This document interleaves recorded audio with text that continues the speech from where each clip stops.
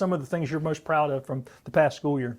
Yes, sir, Greg. We're coming off a great 23-24 year.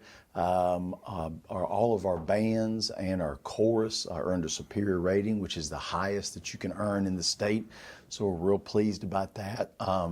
Our FFA teams, they compete on the state level, and those that earn a state championship go to the national level. We were either state champions or runners-up in every single event that we competed in. So we're so proud of that program and those kids. They just do an incredible job, and they're just so excited about it. That's one of our biggest extracurricular groups. Girls softball won 3A state championship, and so we're very proud of those young ladies. Coach Jennings and what he's done with that. And then this summer, we're feeding our community, so we've got Back the Pack again. So we provide lunches for our children who are away from the summertime. And we just completed a building project at Honeypath Elementary School. This past year is the first year that we have a 3K, 4K tuition-based program. We've got it in Belton at Marshall Primary, and then we've got it at Honeypath Elementary School for the Honeypath community. We've got spots for 20 students. The state actually provides funding for 4K, but there's requirements. You either have to have a learning delay that's been identified, or they fall below the poverty level, and there's a metrics that kind of determines that. So for those students, we have 4K, but there's nothing provided for other 4K children or for 3K. And so we kind of looked around the state, and this is a pretty special program. There's no state that does it as reasonable as we do. So it is tuition based, so it's $400 a month. That's $20 a day. We have a certified teacher and an aide in that classroom, and it is all day. It is 7:30 to 3:30, and so it's all day school, and it's not just childcare. There's a curriculum, a preschool curriculum. There were the certified teacher and an aide, and it filled up before school was actually even out this year for next year, and it was completely full last year. So that's something we were really excited about last year, and I think our community appreciates it. And here, there's so few child care options in our community. Most parents will go to Anderson, but here, there's very few child care options. So that's something that we were very grateful and feel blessed that we can provide for our community. This started two years ago with a conversation. I was at the at Honeypath Elementary School at 5K recess, and I was talking to those teachers, which supervising 5K recess itself is a Herculean task sometimes. And I talked to the teacher about what are some differences that they see with their students who are in that 4K CERDEP program and those that are not. And she said that, and she's done this for years, wonderful, wonderful teacher. She said that without exception, if we have a student who is in the 4K program coming to 5K, and realize that 4K program is either for developmentally delayed students or students in poverty. Okay, so that's a very specific demographic. She said that student is more well prepared when they get to 5K, meaning that they can do school better. It's a thing just getting a 4-year-old to sit in a desk and that's they've got a lesson plan for that. Their literacy is already way higher than a student who is not. Just their number sense, their small motor skills, or large motor skills. They're just more prepared and achieve at a higher level out of the gate than a student who has not gone through the 4K program, regardless of any demographics, regardless of the household that child comes from. So if we have a child who is either in poverty or who has some developmental delays, they will outperform a 5-year-old who is coming from an affluent household when they get to 5K. And so that's when we decided that we just need to get more children, as many as we possibly can, into school to set them up for success when they get to 5-year kindergarten. So it's been wonderful, Greg. It has been wonderful. There is no day bad enough that cannot be cheered up by going into the 3K, 4K class. So we just finished a wing at Honey Path Elementary School to house that program, and then also our kindergarten programs in Honey Path Elementary. Fully staffed this year, and so our principals worked very hard. We actually start staffing for the next school year starting in September. So our principals start hiring in September, and we're fully staffed as of today, which is probably a pretty special place to be compared to other districts in the state. So we feel very fortunate about that. Are you seeing a teacher shortage? You worried about teacher shortages in the years ahead? We are. Statistics bear out that actually the Southeast has the highest teacher shortage of any region in the country. And it's not because there's fewer teachers. It's because there's such a huge influx of families moving into the Southeast. So we've just got more children moving from other parts of the country into our area. It is much more difficult to find teachers, and our universities are graduating much fewer teachers. In addition to that, the teacher turnover within the first 5 years is as large as it's ever been. We've been very blessed. We've spent a lot of time investing in the first 3 years of our teachers' experience. And so our turnover rate last year, impactful turnover, was 2.4%, which is incredibly low. So we've been fully staffed since the 1st of June. So feel very fortunate. It's a difficult time to be a teacher. Yes, sir, it is. Yes, sir, it is. What I've found is that the closer our parents are, and I've got children at all levels in our district, the closer our parents are to the school, the more they appreciate, the more they want to be involved, the more they realize that these are incredibly talented, hardworking, loving people, pouring their life into children. And the farther away you are from your local school, your perception is tainted by what you hear on the national media, and you kind of apply that or overlay that to the school that's down the road, and that's just not the case at all.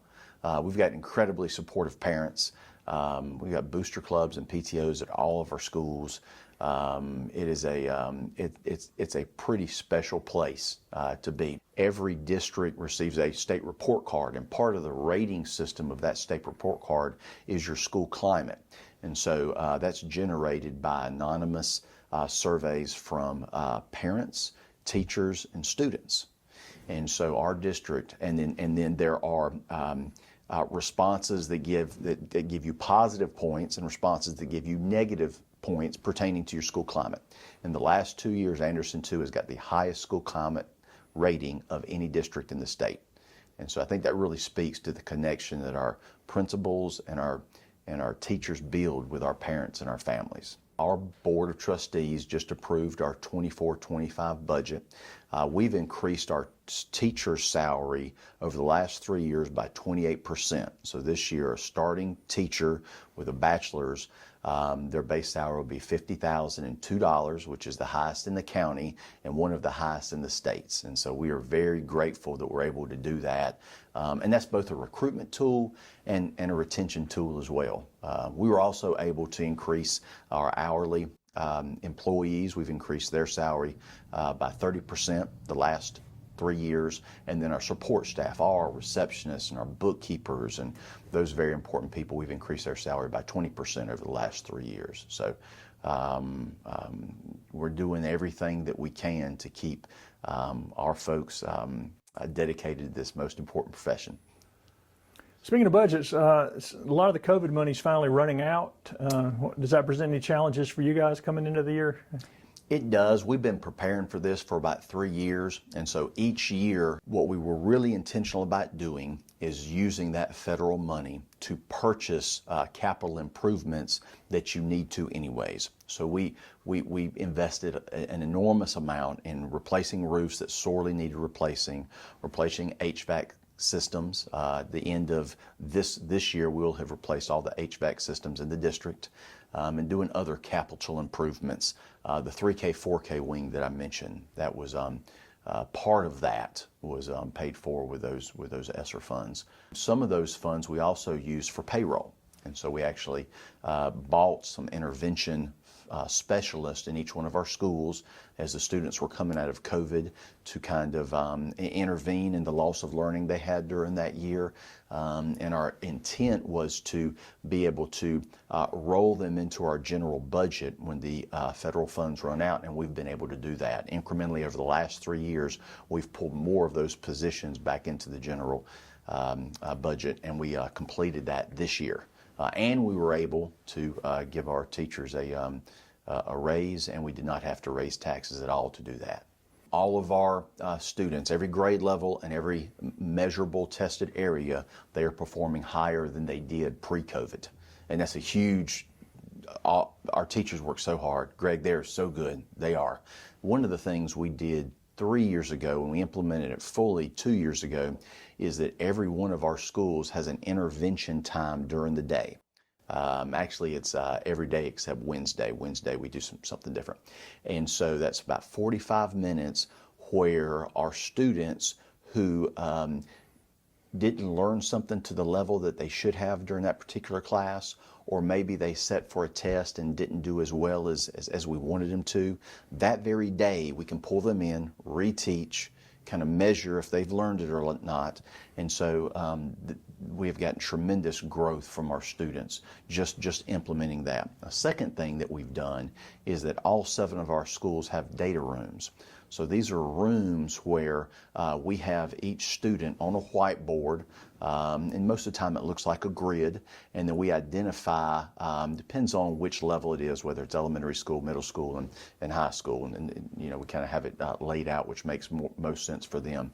The students that are on grade level, the students that are passing a class, all the extracurricular activities the students are involved in, and every week our teachers go into that room and they physically take the little, we call them chips, with the student's name on them and those identifier, and move them to this student is not on grade level in ELA, this student is failing chemistry.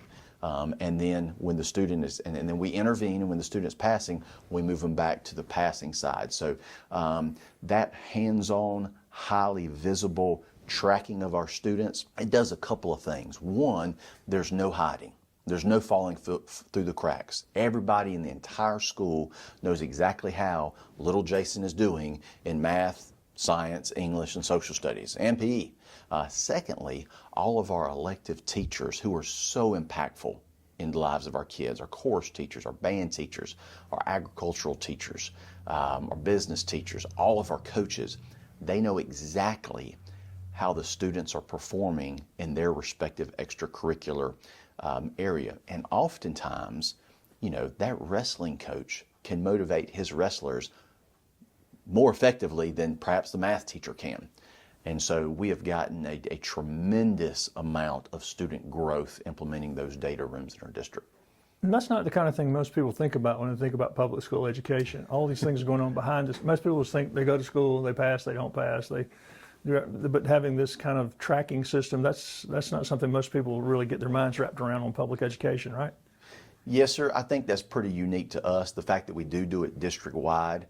It kind of began 4 years ago where we started talking that in every school, and you know this, there are some very excellent teachers that it does not matter what student you send them. It really doesn't matter what subject they teach.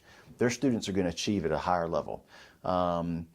So having a school like that, where you've got a handful of classrooms that are just tremendous, that's really not very special. That exists everywhere. What is really special is taking those practices that teacher is implementing to see those gains and having those practices matriculate up and down the hall so every single classroom is a high-performing classroom. And so what we started about 4 years ago was to organize our teachers into collaborative teacher teams where they build common units of curriculum, and then they design assessments to measure the standards in those units. And every single week they meet in those data rooms to share how their children did on those common assessments, and they're assessing the same skills. And then as you're sitting around the table, it becomes very clear on which of your colleagues was able to do that successfully and what they did, and to share those best practices so that the next week everyone is implementing those highly successful practices. It requires a lot of trust. It requires a lot of communication. It's not super complicated, but it's hard because you do it every week. There's a lot of relationships that don't spend the time that, you know, that takes to do that. You have to be very vulnerable. But we have noticed that has been a huge benefit to our children. We were actually recognized as that type of way of doing school is called professional learning communities, and we were recognized as being a model PLC district, which is the first one in the state that has all 7 schools designated as model PLC schools in South Carolina this past year. And so we're very proud of our teachers. And that is all our teachers, Gregs, and our principals. Their leadership has been tremendous. It's the hardest working group of people I've ever been with in my life, and we are very blessed. And with this calendar, the one advantage I understand is they're done before Christmas. There's nothing coming back after Christmas to finish up. Yes, sir, and that was a big intent, Greg, is that all of our secondary schools, middle and high school, can finish that first semester before Christmas, go ahead and have those final exams. Then you're able to send them into Christmas break, and there's no carryover, there's no assignments need to be done, there's no makeup work, there's no, for the students and teachers as well. And we have found the feedback we got from our families, we sent a survey out before we did this calendar, was overwhelmingly supportive, in a large part just because when you go into Christmas break, you just go into Christmas break. When you come back out, you're starting a brand new semester, and so you really get to kind of have a reset time with your family during that important winter break. One of the largest challenges that we have, although our growth is fairly small, we're starting to see an uptick of growth. The county just approved for a subdivision to go in this year, and so it's been a while since we've had a subdivision built in here. If you go away on vacation for a week and come back to town, there will be houses that have been built here, completed here, that were not here the week before. So we're a small district, but this growth has been noticeable. So just making sure that we continue to keep a nurturing family culture, that we continue to be able to staff our classrooms to be able to accommodate that growth. It's been important to us historically that we have very small teacher-to-student ratios. We have observed a tremendous benefit, not only in academic achievement, but just in the relationships that your teachers are able to build with their students. There's a big difference between having a teacher in the classroom with 18 or 20 students and having one teacher with 28 or 30 students. That is a completely different way to do school, and we've decided to invest to do it that first way. Most of our facilities have some age on them, and so we did a facility study 2 years ago. We brought in consultant to look at all 7 of our schools. Our 2 middle schools were originally built in 1954, and they have the largest square footage that dates back to that time. So with any 1954 structure, especially a middle school, nothing wears and tears on anything like middle schoolers do. A lot of the electrical components and wiring, a lot of our plumbing that is up underneath the school, we've had significant issues with that. The roofing systems in both of those schools need to be completely replaced. And then even small things. You know, in 1954, the electrical needs of a classroom was really just one plug. And some days you didn't even use that. The power needed in our classrooms now is just enormous compared to the needs back then.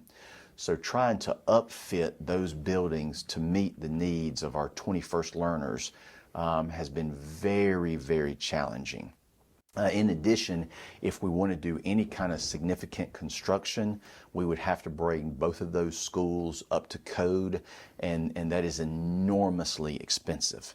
And even if you do that, you're still left with sending your children to a 1954 facility. So we've been in the process of exploring ways to address that, and that'll be something ongoing for the board to come to a solution with. Y'all should decide that this year.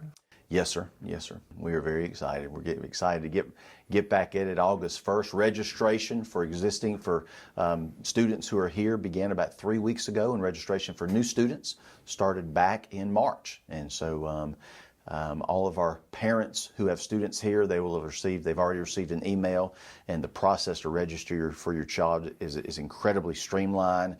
We went to a new format last year, and it takes about 5 minutes, if that, to register your child, which previously it would take much longer than that. And then all of our new families can either go to their child's school, come here to the district office, or go to our district website to register. So we're looking forward to the 24-25 school year.